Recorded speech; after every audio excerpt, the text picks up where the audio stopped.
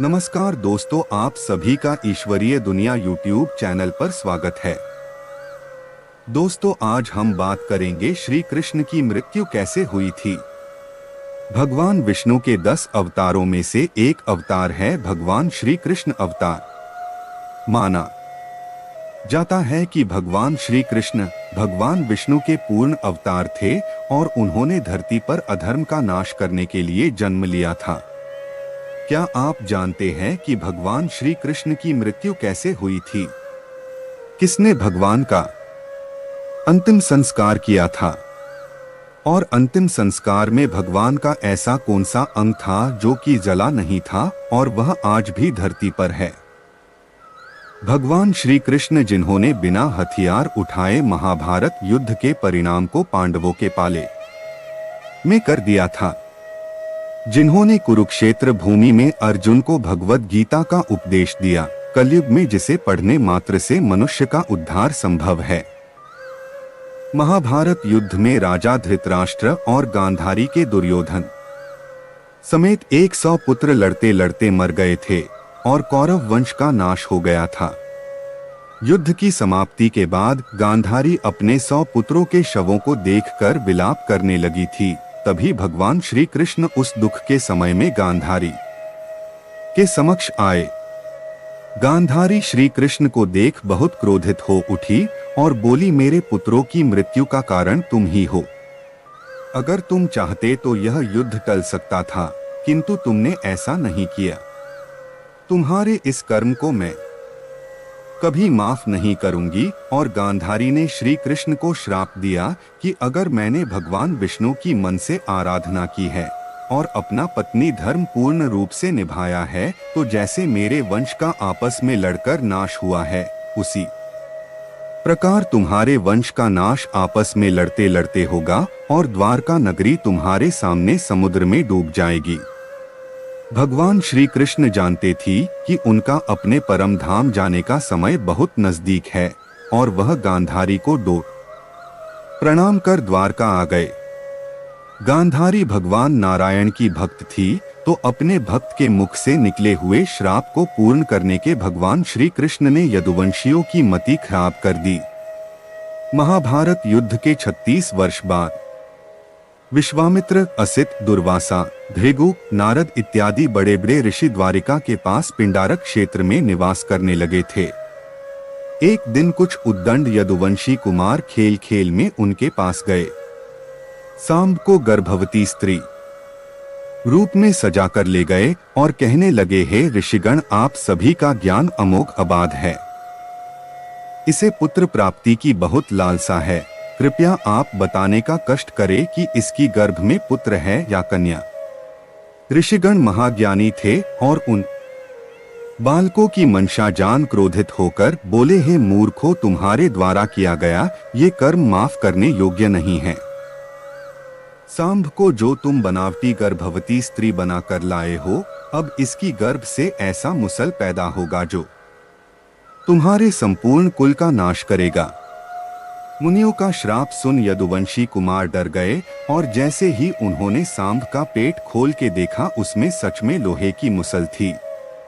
यह देख सभी कुमार पछताने लगे और मुसल ले जाकर राजा उग्रसेन के समक्ष रख दिया और सारा वृतांत सुनाया। उनके चेहरे फीके पड़ गए थे और सभा में बैठे सभी जन भी यह सुन डर गए थे, क्योंकि वे जानते थे कि ब्राह्मणों के द्वारा दिया गया श्राप कभी खाली नहीं जाता। राजा उग्रसेन ने उस मुसल को चूर चूर करवाया और उस चूरे को तथा बचे हुए टुकड़े को समुद्र में फेंकवा दिया। लोहे के टुकड़े को एक मछली खा गई और चूरा लहरों के साथ बहकर समुद्र किनारे आ गया और उससे बिना गांठ की घास उग गई। मछली पकड़ने वाले ने उस मछली को पकड़ लिया जिसके पेट में लोहे का टुकड़ा था।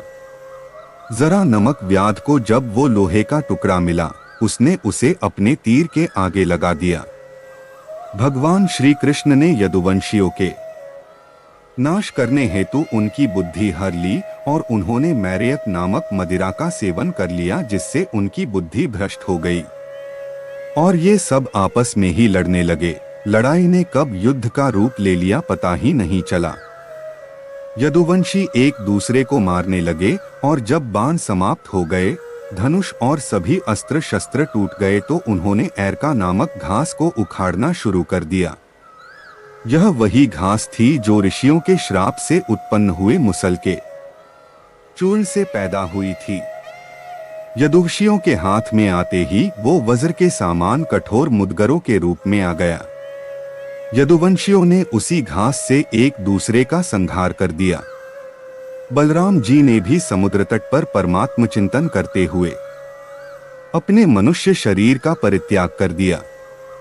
यदुवंशियों का विनाश और बलराम जी के पदम पद में लीन होने के पश्चात भगवान श्री कृष्ण चतुर्भुज रूप में पीपल के पेड़ के नीचे बैठ गए। उस समय भगवान अपनी दाहिनी जांघ पर बायां पैर रखे थे। प्रभु के पैर का तलवा कमल के समान चमक रहा था।